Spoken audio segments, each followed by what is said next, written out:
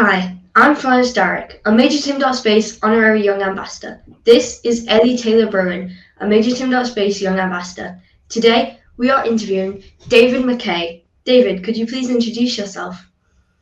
Hello, I'm David Mackay, and I worked for Virgin Galactic for about 19 years. I retired from there about a year ago, and I love doing things like this, talking to people like you. Yeah, it sounds awesome. So you said that you joined Virgin Galactic. That was back in 2009. What personal or professional turning points led you to pursue spaceflight as a career? Well, I really always wanted to be a pilot, and that was because I was influenced by where I was brought up. So I was brought up in the north of Mm. Scotland, in an area where military low flying took place. So where I lived, military aircraft would fly over my village on a daily basis, and it looked really, really exciting to me. So we moved there when I was 6 years old, and at that time I thought I want to be a pilot. And then this is the 1960s, and I saw the Apollo moon program happening Mm, in real mm, time on television, and I found out that those astronauts were former military test pilots. So I put together this very ambitious plan from a very early age. That I wanted to become a pilot, become an astronaut, and go to the moon and Mars and beyond. mm. So it was something I always wanted to do. Yeah. Are the flying skills and technical abilities required for an RAF test pilot, commercial pilot, and pilot for Virgin Galactic contrasting in any way? I think they're all complementary, you know. So I learned to fly in fact, I learned to fly when I was at university with an organization called the University Air Squadron in Glasgow, and then joined the Air Force. And as you know, there's a series of steps that you got to go through, and I ended up flying the Harrier, which was a low-level ground attack aircraft, but it was also capable of doing many other roles. And I flew many aircraft before I flew the Harrier. Then I flew the Harrier, and then I became a test pilot because I'd wanted to become a test pilot. And in test flying, I flew many different types of airplanes, and Yeah. that's important for test pilots because if you're going to if you're going to tell somebody how good or bad an airplane is, then you need to have an experience base from which you can say that, with confidence. And so having experienced several different types of airplanes and how they handle, how they perform, is really important. And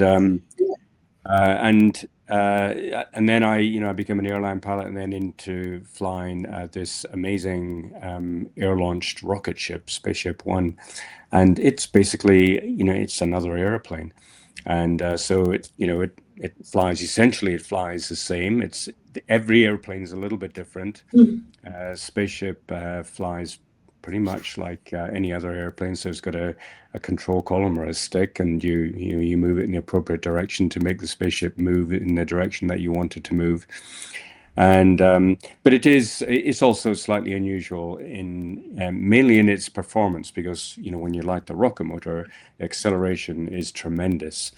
And Mm. so flying the spaceship whilst being under these very, very high forces, that was unusual.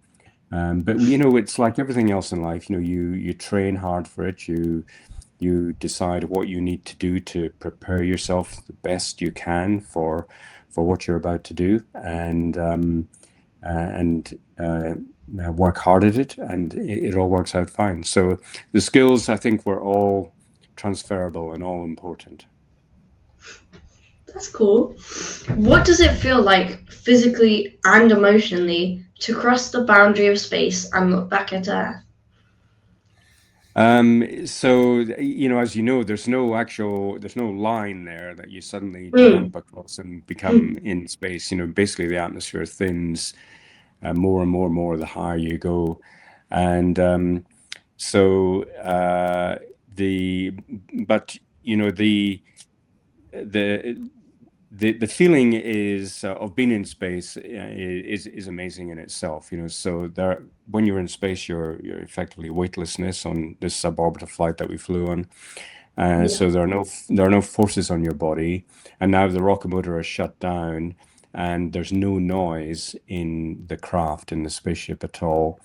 And it's very, very stable. You know, we're out in space. There's no disturbing forces there. And Mm. so it's just extremely safe. So you're, if you can imagine, you're not moving, although you're on this ballistic trajectory, but it feels like everything is stationary and there are no forces and there's no sound. So those three things Mm. together on their own are quite amazing. But then at the same time, you're looking at this incredible vista. And, you know, we could see so much of the curvature of the Earth. You could get a sense of its scale. And to me, the Earth is not very big. And also you're looking, when you look down at the planet, and we basically fly our vehicle upside down because the windows are at the top and at the Mm. sides. So we fly our vehicle upside down because most people, when they go to space, it's kind of ironic. They look back at Earth. And Earth looks extremely bright from space. And the reason for that is now Mm. you're looking straight down through all the lower, denser layers of the atmosphere where the dust particles are and where water Mm. vapor is, you know. But now you're looking straight down through those, as opposed to when you're on the surface and it's a nice clear day, you're looking horizontally through all those thick layers. But now from space, you're looking straight down, and so it seems like there's nothing there, and the Earth's surface is incredibly bright. By contrast, space is the darkest, mattest black you've ever seen, because the sun is up when we're flying, and the sun is, you know, a very, very bright star. It's very close to Mm. us, even a bright star. So you can't see anything else. If the moon's up, you'll see the moon, but otherwise it's just this dense, matte black space. And then separating the two is this very, very thin layer of the atmosphere. It's similar to the relative thickness of an apple skin. It's incredibly thin, and you look at that and you realize that's what's keeping everything on planet Earth alive. It's very, very thin. It's very beautiful, multi-layered, lovely colors. So it's very impactful. You're over a beautiful planet, a small planet protected by a very thin membrane, and you look out into the blackness of space, and you realize I felt very remote, like I was over this Mm. planet, which is very remote from anywhere else in the solar system, let alone the universe. So it's all Mm. in all, it's, you know, it's an amazing experience. With rapidly changing technologies, how do you stay current with changes in aerospace and space science? And what technologies do you believe will most transform commercial space flight over the next decade or so? What a great question. So I'm just interested in aerospace, you know, in space and airplanes and everything. So I read lots, and you know, I watch lots on things like YouTube, and I communicate with people. I'm going to a conference next week, you know, so I stay in touch by just with the technologies, just by being in touch with people mostly. That's how you stay in touch. And so yes, there's a lot going on, but there's a huge amount of information that almost anyone can access. And so it still interests me, you know, from when I was 6 years old all the way through, you know, I was reading books and everything, and I still have a passion for aerospace. So I keep abreast of what's happening there. You know, I think it's hard to say what the next big advance will be, because you know, I'm much older than you people, but I've seen Mm. so many changes in technology that Mm. you know, I didn't even dream of. You know, like science fiction things have come true. Because you know, when I was your age, there was no internet, so I would go to the Yeah. local library to find Encyclopedia Britannica. You know, it was 25 volumes, I Yeah. think it was, and look up things in there. And now it's just so you can get all that information on your smartphone. It's incredible. Mm. So it's hard to predict what changes might take place in another 20 years. But you know, we've seen some amazing things happening, like boosters returning to a vertical landing site, being captured by arms. I mean, that's incredible. I think there's I think there's potentially great improvements that can be made in propulsion technology, which may allow us to, eventually launch from a runway, take off and fly directly into space. That's called single stage to orbit, SSTO, which you may have heard of. And again, that's been thought for a long time. That's been thought of as impossible. And you can mathematically prove that it's virtually impossible with current technology. But I think there is technology out there that may allow that to happen. And I'm very keen. So the Virgin Galactic system is an air launch system, and I'm really keen on that. But we do it with two stages. We have a winged air breathing first stage, which takes our spaceship, up to launch altitude, and from there we fire the rocket motor. But if you can imagine, if you can combine the two into one vehicle, using air from the atmosphere and using wings to get you up above most of the atmosphere and to a speed from where you can light a rocket motor and then fly into space, and that would be amazing. So most rockets right now launch vertically, and you need a tremendous amount of thrust to leave the ground. Typically, rule of thumb is about 30% more thrust than the weight of the whole vehicle, and these vehicles are huge. So you need an enormous amount of thrust to get off the ground, and then typically you reach a point around about 30,000 feet called max Q, maximum aerodynamic load, where you're accelerating your vehicle so quickly, but the atmosphere is still quite dense, and so that can be a limitation on the vehicle. So, rather than fighting our way through the lower atmosphere, use wings to give you lift, and use air-breathing engines to take the oxygen from the atmosphere and use that to burn your fuel, get above all that thick lower atmosphere, and then fly into space. So that's where I think that really excites me, the possibility of perhaps being able to do that one day. Yeah. What's the most challenging or memorable moment you've experienced during your space flight? There's been a few, but I think the most memorable is certainly my first space flight, and that was quite a big deal. So it was the first full duration rocket motor burn of our vehicle. It was also the first time that we deliberately offset our rocket motor, because the spaceship, our spaceship Unity, flies using really pretty much conventional airplane controls. It's got a fixed nozzle, so most rockets actually gimbal the nozzle to control the trajectory and the flight of the vehicle. But in spaceship Unity, we actually fly it using aerodynamic controls, and the nozzle is fixed. And so the nozzle also is not cooled. It cools itself by burning up. It's called ablation. So it's deliberately designed to burn in a controlled fashion, and the burning actually releases some of the heat that is generated inside the nozzle. And so what we wondered is, well, what happens if it ablates? It doesn't ablate symmetrically, like it moves off to one side, and the thrust might move off to one side. So to look at that, we deliberately offset the rocket motor a little bit just to see what would happen.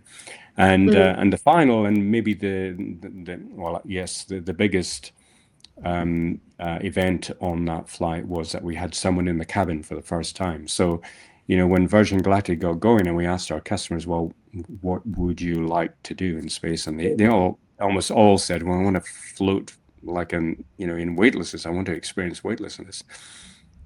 And to do that really properly, you've got to be able to unstrap from your seat and float around the cabin and come back in. Now, it's been done so many times now, it looks kind of normal. But back in 2019, no one had ever done it. And so that was the flight. My first space flight was the flight where we had someone in the cabin that we were going to allow them to unstrap and float around on the basis that they could get back to their seat and strap back in safely for re-entry again. And so that was a big deal. And if you think about it, it's, and I thought about it for quite a while as well. It's potentially dangerous. If they can't get back in, then they might hurt themselves on the way back in. So we had to approach that very, very carefully. And so there was a lot of preparation for that flight, a huge amount of preparation for that flight for all sorts of reasons. And it turned out really well. It was an excellent flight. And so because it was my first space flight, and because there was so much resting on that flight, I think there are so many key points we were doing. That was my most memorable, but not least because I came down from that flight and I thought that whole experience is amazing. This is an amazing, people are going to love it. So. What STEM skills have been surprisingly important in your spaceflight training that students might not expect, and which personal qualities have benefited you most in your journey? Great questions. So STEM skills, they are important. I mean, if you're going to do something like I did or have done, then science, technology, engineering, maths, they're all important, and they're important really so that you can communicate with your fellow workers, so you can kind of talk the same language. So I think I did aeronautical engineering at university, and that helped me greatly when I became a test pilot, because I could communicate and understand what engineers were telling me. Because I'm not a professional engineer, I'm a test pilot, but I needed to be able to communicate with engineers and understand their language. But that brings me to the point I want to make, is that communication, I think, is everything. And if you want to join a spaceline company, you don't have to be a pilot, you don't have to be an engineer. It takes everyone. It takes a whole village of people, lots of different skills, from lawyers, accountants, artists, all engineers and pilots, of course, but all sorts of people. But when you're working in a team, the most important thing, I think, is to be able to communicate effectively with that team. Now, that doesn't mean how you talk. I mean, it does partially. How you talk to people, how you address people, your body language, the sort of language you use is important, because that's how people judge you. Communication is a two-way street. So what is really important is to listen to people, and genuinely listen to people, and respect their opinions. So many people have asked me in the past, what should I do? What should I study? What should I work on? And often I say communication is number one. Being able to work in a team, being able to effectively listen to people and understand them is really important. We've all got to work together. We've all got to pull in the right direction. If a company has good teams, really effective teams, then that company will be more successful than companies that don't. How do you see the future of commercial spaceflight evolving, and what role will specifically pilots play in it? I think I touched a little bit on that earlier on. That you did. I think there's a possibility of single stage to orbit. Winged vehicles taking off from a runway, rather than staging to reach orbit. The whole vehicle flies to reach orbit, and so I think there's a possibility of that happening. And of course, we're going to go back to the moon. We're going to go back to Mars. Or sorry, we're going to go to Mars. We haven't been to Mars yet. Not people haven't been to Mars yet. But we're so I think that's going to happen, and that's really, really exciting.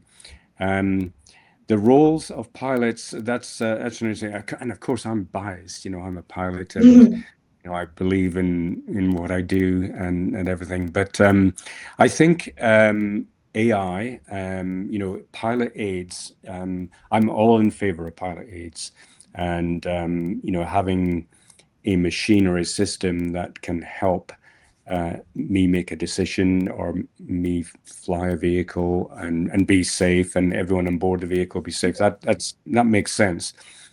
I guess my reservations are that I think human beings are incredible things. That we have the ability to be faced with something that you haven't thought about in the past, and look at what you've got and make a decision, make a plan, and act on it. Whereas software-controlled systems are written, the software is written by human beings, and if that software expert hasn't thought about a certain situation, then maybe the machine cannot cope. And I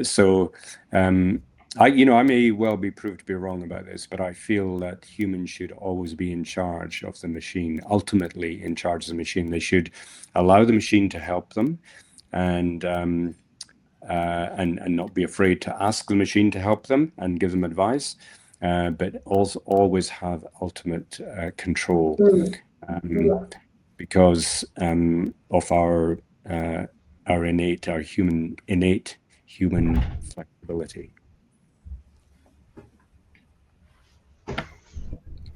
I've read that your background includes military flight testing.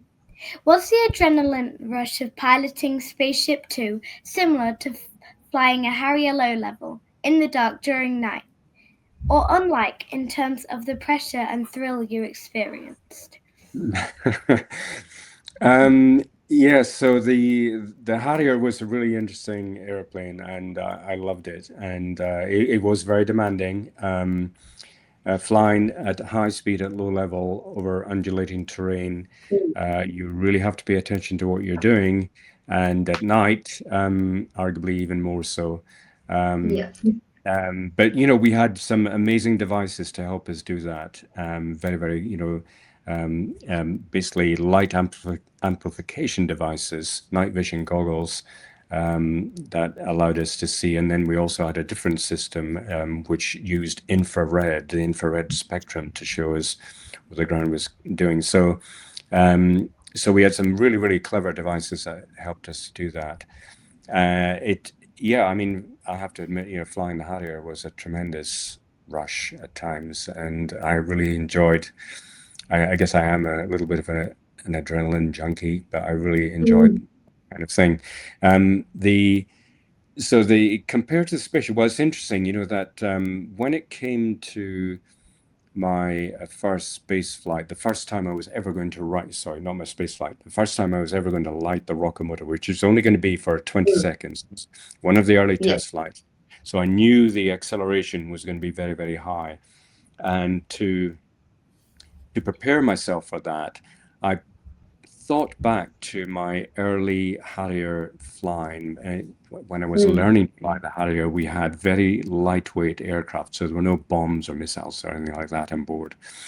But there were a couple of occasions where we flew the Harrier at very light weights off grass, and the acceleration there was almost like 2G. So your thrust was about twice your weight.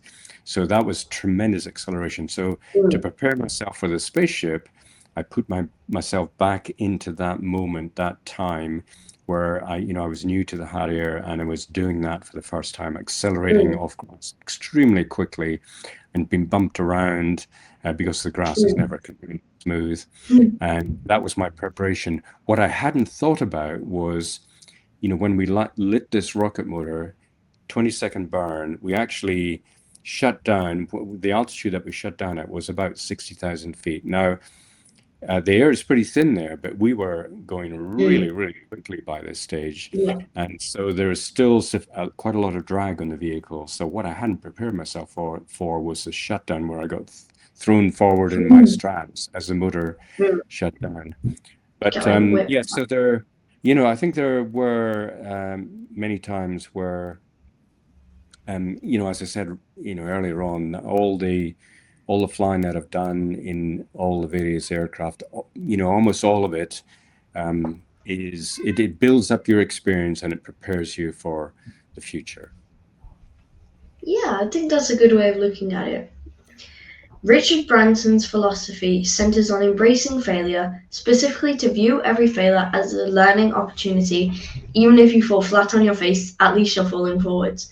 Could you give an example in your career where this philosophy may have been meaningful to you personally?